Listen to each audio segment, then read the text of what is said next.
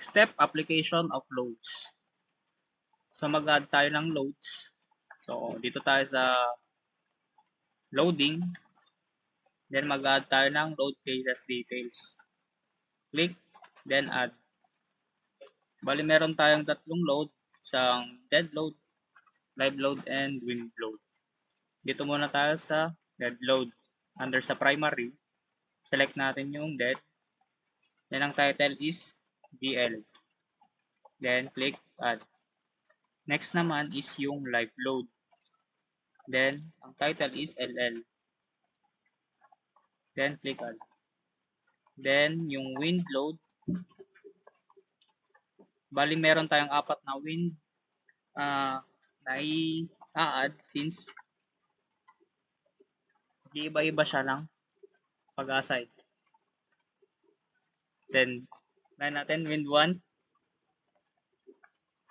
wind 1 or wind load 1. Click add hanggang sa wind load 4. Wind load 2, wind load 3, and wind load 4. So mag-add na tayo ng load. Dito muna tayo sa dead load. Lagi nating i-add is yung self-weight ng ating geometry. Self-weight, under self-weight, click add tayo. Then close. I-assign na natin to sa buong geometry. Then assign to view, click assign, click yes. Then dalawa pang dead load ang ating i-dadagdag. Isa para sa top chord and isa pa para sa bottom chord. So first, sa ating top chord is ang kanyang intensity is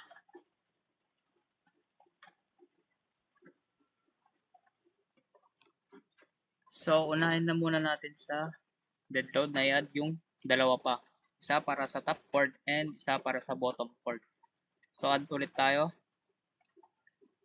Add sa member load. Since dead load is pababa, negative. Ang isang dead load para sa ating top chord is 2.117. Add.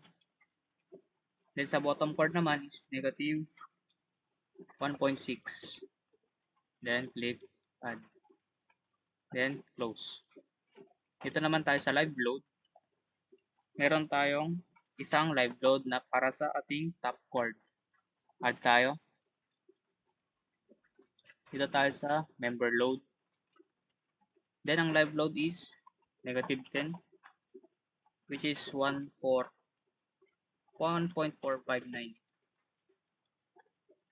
Then close. Mga values pala na ini-input ko dito guys is galing sa aming computation sa aming seismic and wind. Dito naman tayo sa wind load 1. Mag-add tayo. Ang wind load 1 is ang ating wind left pressure. Then dito tayo sa member load. Take note guys pag wind load dito tayo sa Y local sa ating direction. Then add tayo sa ating pressure which is negative 3.316.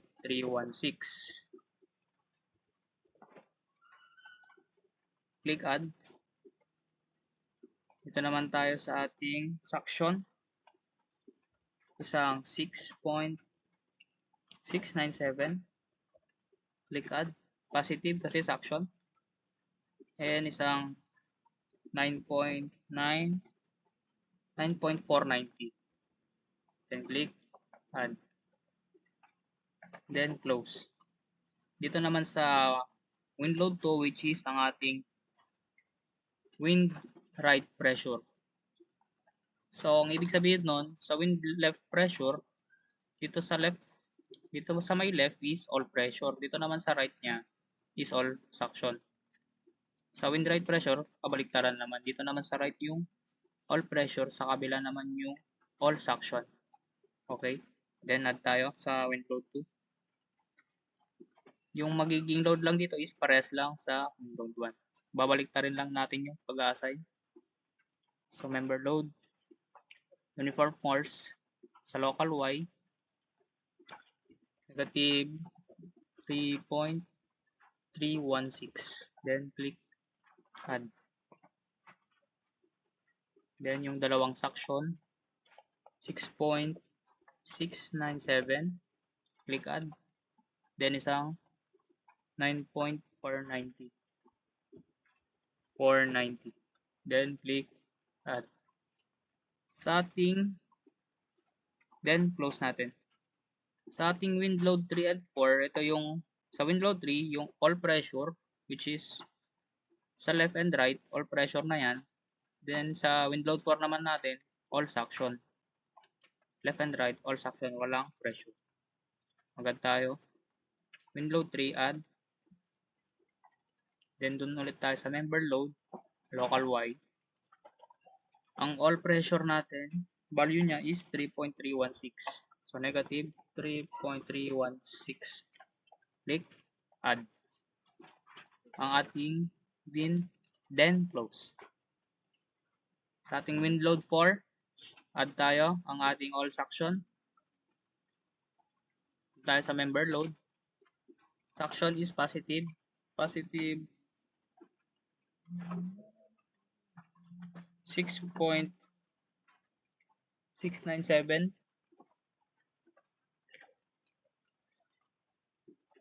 6.697. Click add. Then isa pa dahil dalawang ating suction. Add. Then member load. Local Y. That is 9.490. Then click add. Kung mapapansin nyo guys, naka-GY pala yung isa. Edit natin. Gawin natin local Y. Modify. Close. Na-add na natin lahat ng loadings. Ang next step natin is i-assign na natin siya. So, ang ating 2.117 na load is para sa ating top chord. So, assign to cursor natin. Then, assign. Assign natin sa top chord. Yan.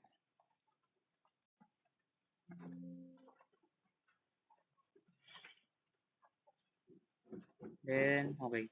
Para mas mabilis, gawin natin sa bottom chord yung Control G na lang sa groupings. Since ang bottom chord is, ang value ng load doon is negative 1.6.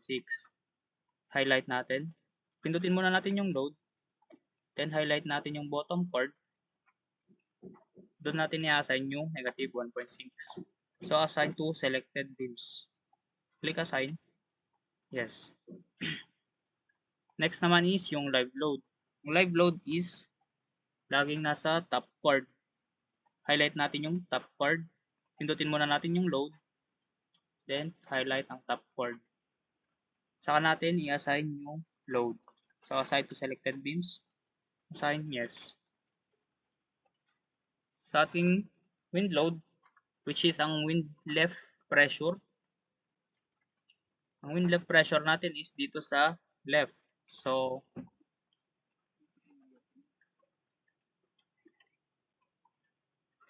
click natin yung pressure. Then, select natin yung left na top chord. Then, select natin yung mga bottom. Select. Then, assign natin to selected beams. Assign. Itong dalawang value na to, na positive, is sa ating right na top chord, which is suction. Assign natin. So, select na muna natin yung load. Then, select natin yung top chord.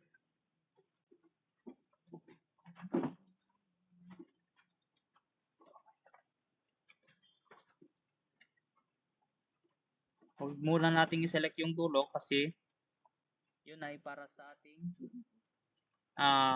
isang load, which is the 9.49 kN per meter. So, assign natin. This cursor to assign. selected beams since nag-select tayo. Assign. Then, itong dalawang to, ito yung load na para sa 9.49. Select natin yung beam or yung top chord. Then, assign to selected beams. Ang ibig sabihin nito guys is sa aming seismic and wind computation kasi required na yung A, which is dito yung mga critical points, which is ang distance is or ang na-compute namin A is 0.5 0.9 I mean. Since 1.5 na to, ito na lang ang consider namin. Then ito is yung 0.9. To check, double click natin yung beam. 0.7. So, ganun na lang para mas safe. Okay. Then sa kabila naman, sa ating wind load 2, assign na natin siya. Itong wind right pressure. So, ang ating pressure is dito naman sa right na top chord.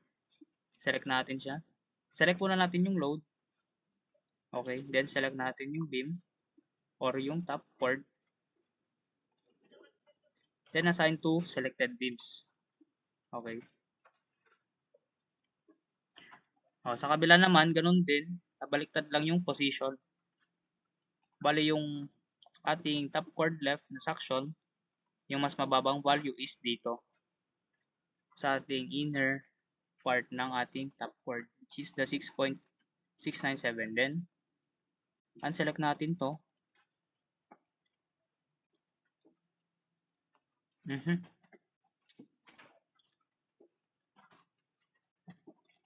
Then, assign to selected beams. Okay. Then, tong 9.49 is para sa ating A section or dito yung mga part na critical. Assign to selected beams. Next is ang ating wind load 3. Assign ulit natin. Ang wind load 3 is all pressure. Sa lahat ng top chord is pressure. Then, assign natin. Control G.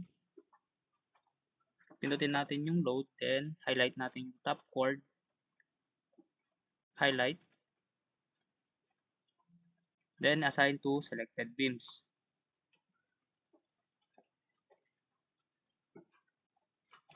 Sa ating wind load 4 naman is the all section.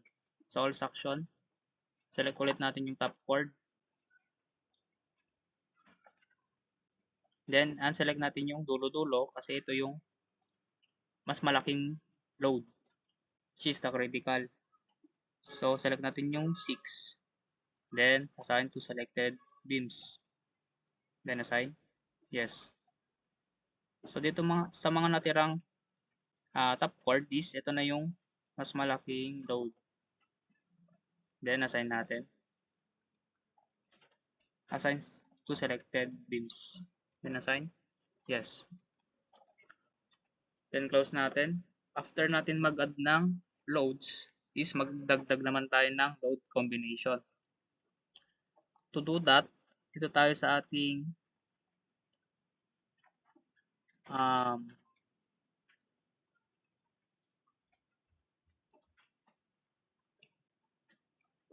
sa load cases.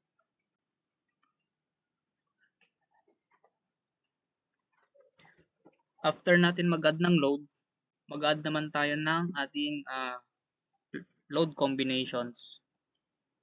So, para makapag-add tayo, dito tayo sa may sa loading.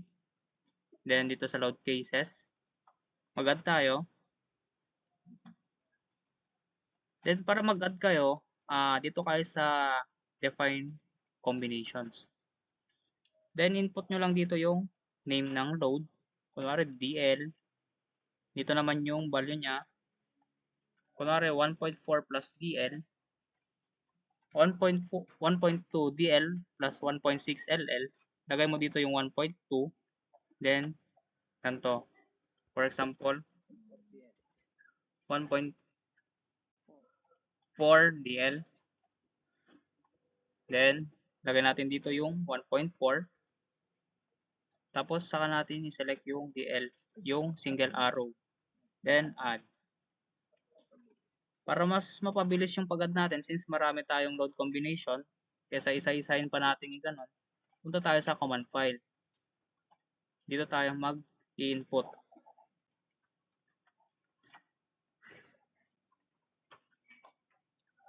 So, di ba meron na tayong load keys dito? Ito yung pag-add natin. I-delete na muna natin to, then mag-add tayo. Yung kinopy-paste ko na ready-made na, guys. Okay. Di ba? Ang bilis. Oh, naka-save pa kayo ng time, no? Check natin. 7, 8, 9, 10. Okay. Then, close natin yan, guys. Save, yes.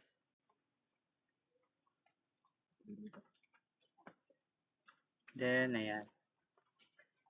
After natin mag-add ng load cases, check na natin sa command file ulit. Yan, palitan natin yan ng plain. Plain. Then yung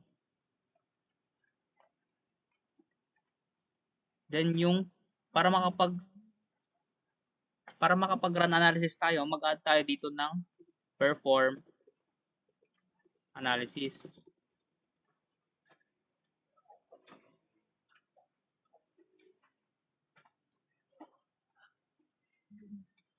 Then, okay, save natin.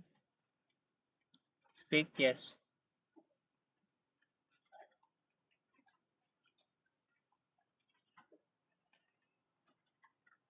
Then after nating mag-add ng mga load cases, dito tayo sa ating analysis and design and run analysis tayo to check kung merong mga errors. So tingnan natin kung may error. 0 error and 1 warning. Check natin yung warning.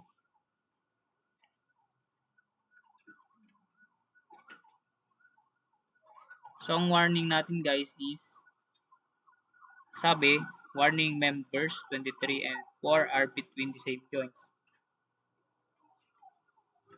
So, sabi, sa joints tayo, ibig sabihin, check natin yung nodes. So, X natin muna to.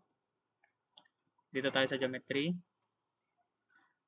Para sa ating mga node tools, dito tayo sa utilities, sa node tools. Tignan natin yung duplicate nodes. Then, okay. No duplicate nodes. Check pa natin yung orphan nodes. No orphan nodes. Then, remove natin. Run analysis natin, guys. So, check natin kung may errors. So, may 1 warning. I-check natin siya sa ating view output file. And sabi dito is warning members number 23. So, check natin yung ating mga beams. X na muna natin itong run analysis. Then, doon tayo sa utilities. Check natin yung beam tools. And check yung duplicate beams. So, meron tayong duplicate beams.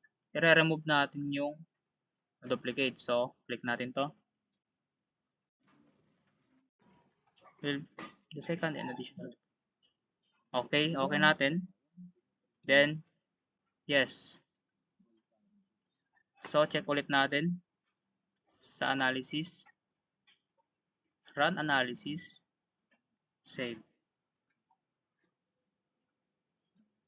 Ayan. So, guys, pag nag-run analysis kayo, dapat 0 error, 0 warning, and 0 note para makapag-post processing kayo. Okay? Ngayon, check naman natin kung safe ba yung section na ginamit natin.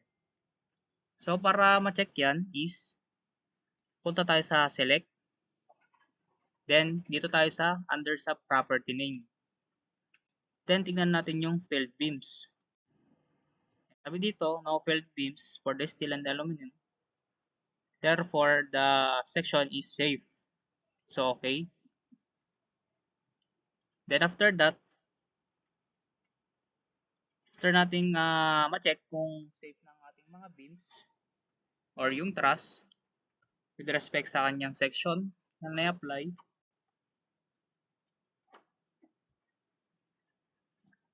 magpo-post processing na tayo.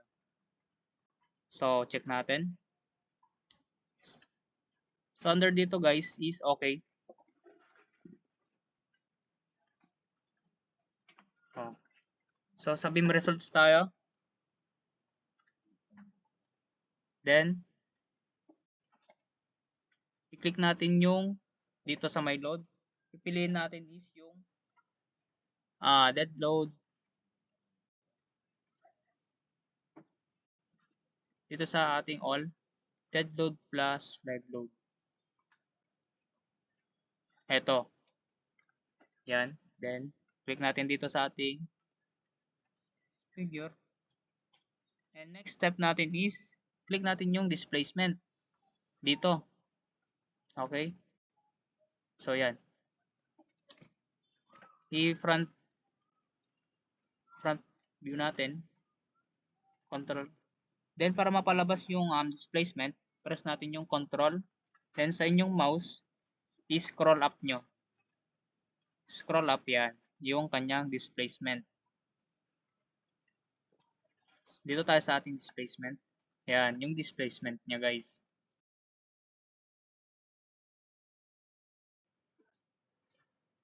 So, i-check natin yung deflection or yung maximum deflection sa ating members. So, press control. Yung magiging original niya, ganyan. Then, press control and scroll up natin para makita natin yung nag-deflect. And, papansin natin is dito yung may malaking deflection sa span na ito. So, para makita natin yung maximum deflection value is punta tayo sa select. And dito sa under property name, select under dito sa utilities,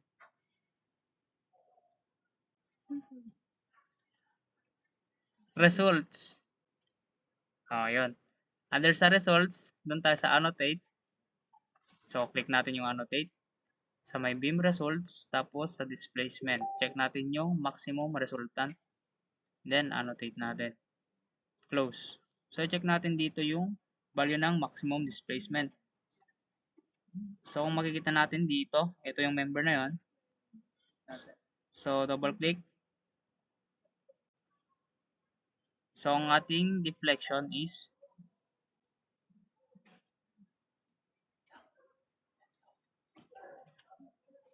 lagi natin i-check pala dito nang kinukuha natin is yung sa may live load, dead load plus live load. So, dito tayo sa all. Hanapin natin yan. Yan. Select natin. Okay. Then, check ulit natin. Close natin yan. So, ayun. So, para makita natin kung anong span, so bilangin natin 1, 2, 3. So, sa pang 4 na span tayo. So, 1, 2, 3. Ito. Check natin yung deflection niya. So, dito tayo sa deflection. Ayun, makikita natin yung deflection sa span na to.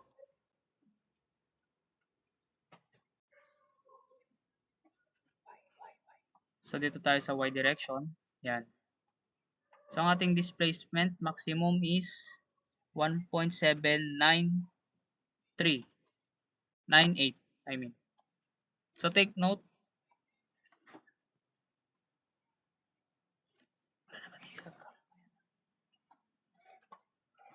And meron pa pala sa taas guys, no?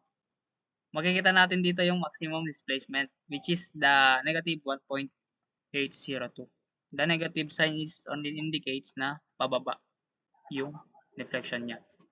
So, take note natin tong maximum deflection guys. Kukompare natin siya sa allowable deflection. Para check natin kung good pa ba yung deflection na yan, is close muna natin to. Check natin yung distance ng span na nag-deflect. So, ang i-consider natin na span is yung buo na span, support to support. So, dito banda yung nag-deflect. So, ito yung consider natin na length. Para i-check yan is, ang allowable deflection is L over 240. Check natin yung distance, guys. So, dito tayo sa utilities, node tools, and node to node distance. From this point up to this point, yun, ang distance is 7.6. Bring out your calculator. 7.6 divided by 240. Ang allowable deflection natin is 31.67 mm. So, obviously, mababa ang ating deflection, which is good. So, proceed tayo. Ang next naman natin na step is mag-strength check tayo. So, dito tayo sa analytical modeling. Then, punta tayo sa analysis and design. And dun tayo sa ating load list. Ito, guys. So, select natin yan. I-select natin ang 7 to 21 na dito sa may available na load. Combi natin, 7 to 21. So, pindutin natin yan. So, control na lang natin. Para mas mapabilis, pwede natin i-drag hanggang sa 21.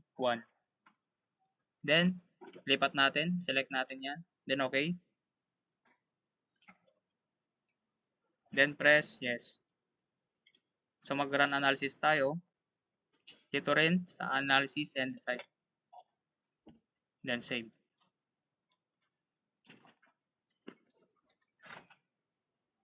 So, 0, 0 siya guys, no? Ibig sabihin, okay. Ang next step natin is magde-design na tayo. So, done natin yan. Dito tayo sa design. Then, piliin natin yung steel na ating material. So, ang ating current code is ang ating AISC 360-10. So, sa taas yun. Ito. The next step is magse-select tayo ng parameters. Yan, click natin yan. Ibalik natin lahat. Then, ang select lang natin is yung FYLD.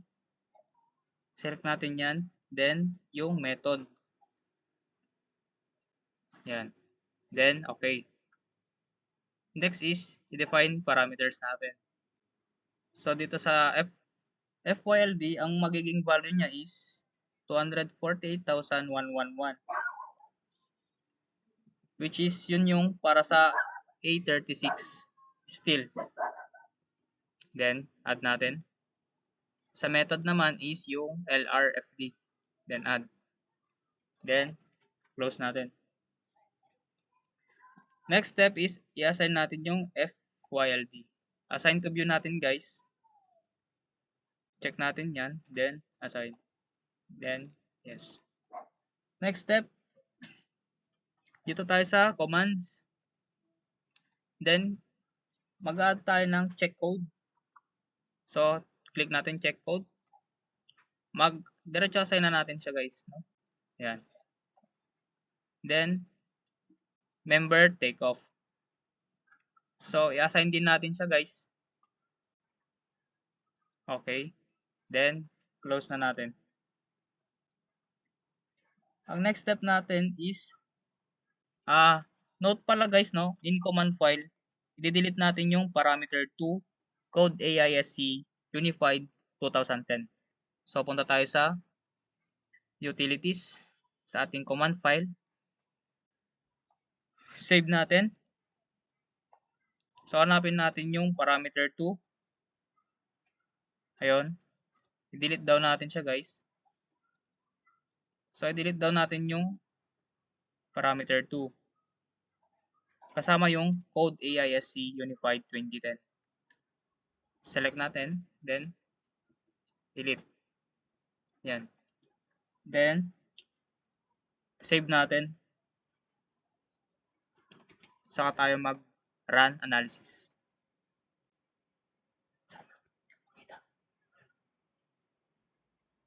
Ayan. So, ready na ang ating geometry. Mag-run analysis na tayo. Click and check. So, 0, 0 warning siya guys. 0 error. Means okay. Then, done natin. Ang ating next step is, so, dito tayo sa ating geometry. Click tayo ng isa. Double click. Ayan. Makikita natin yung beam and yung ratio niya. Which is, ang ratio niya is 0.1444. So, ito ay less than 1, no? Ibig sabihin, pass. Pass yung beam na to. Ayan. So, i-double click natin, no? Tapos, ito na yung style design. Check natin. O, dito tayo sa style design. Check. And, dun tayo sa ating, check natin if magpapass siya. So, dito tayo. Sa result niya is pass. So, ibig sabihin, okay. Then, close natin.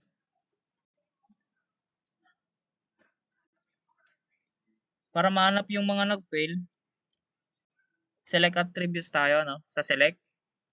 Then, punta tayo sa attributes. Ang attributes is sa may property name. So, select natin yung attributes. Ayan, failed beams. Check natin. Failed beams. Ibig sabihin, okay ang ating structure. Ang ating properties.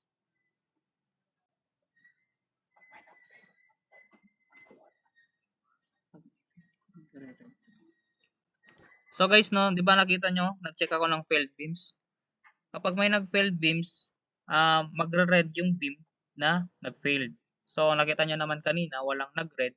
And sabi niya, no failed beams. Ibig sabihin, safe yung structure natin. And note, sa ating failed members, para maging safe siya, change natin yung property into higher section until na mag-pass siya. So tulad nito, check mo yung design, still design niyan, dapat yung result is pass. So yung structure naman namin is pass, then safe. So magche-check tayo ng reactions. Since nakapag-run analysis naman na tayo, pwede na tayong mag-proceed sa post-processing. So, okay, select na lahat. Then dito tayo sa ating dead load muna, no?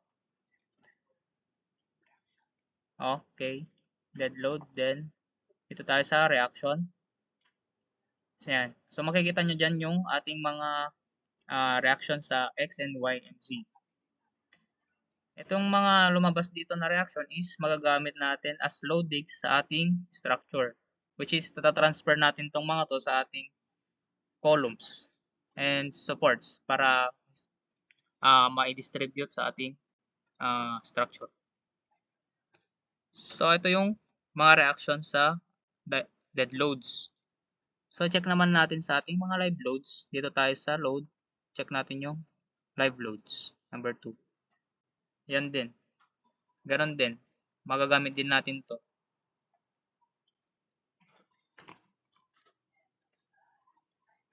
So, yun guys. Yun yung procedure ng pagdidesign ng truss dito sa ating stud.